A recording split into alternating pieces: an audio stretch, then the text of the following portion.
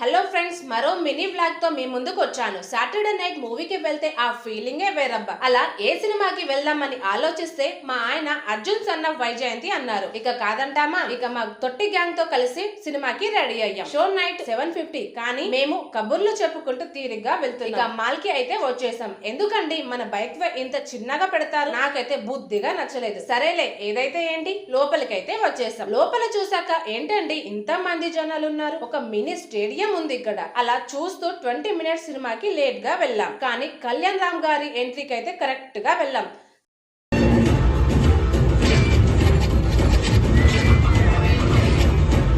కళ్యాణ్ గారి ఎంట్రీ చాలా బాగుంది. ఇక ఫైనల్ గా సినిమా కూడా బాగుంది. మన వాళ్ళ దగ్గర నుంచి రివ్యూస్ తీసుకుందామని అనుకున్నా. ఇస్మాయిల్ అన్నని రివ్యూ చెప్పు అని అనగానే కొంచెం షై ఫీల్ అయ్యాడు. ఒకసారి చూడచ్చు. ఎన్ని కోట్లు సంపాదిస్తుంది మీరు అంచనా వేస్తున్నారు సాయి గారు? 100 కోట్లు దాటేసి 1,00,000 కోట్లు.